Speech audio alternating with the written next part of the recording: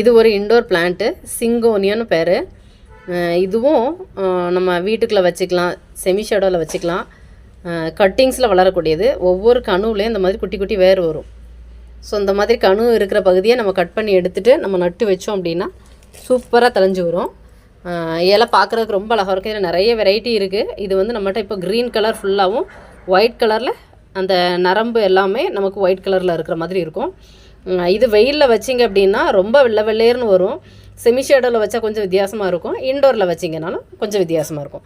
So இந்த மாதிரி நம்ம கணு பகுதி இருக்கிறத மட்டும் நம்ம எடுத்து நட்டு வச்சா போதும், சூப்பராக நமக்கு தழைஞ்சி வரும். இது ஒரு சீக்கிரமாக வளரக்கூடிய ஒரு செடி.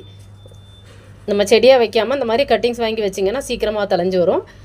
ஒரு கட்டிங்ஸ் வச்சாலே போதும், அந்த தொட்டி ஃபுல்லாகவே சீக்கிரமாக பரவிடும். வேர்லேருந்து குட்டி குட்டி செடி நிறைய வந்து ஃபுல்லாக அந்த தொட்டியே நிறைஞ்சு போயிடும். ஸோ